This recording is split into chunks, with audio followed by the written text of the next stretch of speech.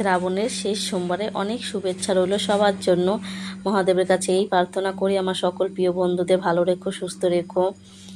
সকাল সকাল পুজো সেরে নিয়েছি। আজকে আমি মন্দিরে যাওয়ার টাইম পাইনি, একটু ব্যস্ত আছি, তাই পুজো সেরে রান্নাঘরে চলে আসলাম। বাঁধাকপি ভাজা করে নিলাম নিরামিষ, তার জন্য বাঁধাকপিটা তো কেটে ধুয়ে পরিষ্কার করে নিয়েছি। ওর মধ্যে আলু কেটেছি আর মটরশুঁটি দিয়েছি কটা। এখন কড়াইতে তেল গরম করে তাতে তেজপাতা, শুকনো লঙ্কা, গোটা জিরে, আদা, কাঁচা লঙ্কা সব ফোড়ন দিয়ে সব আমি একবারেই দিয়ে দিয়েছি। খুব ব্যস্ত আছি, একটু তাড়াতাড়ি রান্না করে নিলাম। আর বাঁধাকপিটা দিয়ে এবার নুন হলুদ দিয়ে একটা পাকা টমেটো দিয়ে নেড়ে চেড়ে ভেজে নেব। শেষে একটু ধনেপাতা কুচি দিয়ে নামিয়ে নিলে রেডি বাঁধাকপি ভাজা। একদমই সিম্পলভাবে, কোনো কিছু মশলাপাতি দিইনি। বাঁধাকপিটা ভাজা হয়ে গেলে সাথে আমি আরেকটা করেছি, মটর ডাল দিয়ে, উস্তে দিয়ে শুকুর ডাল।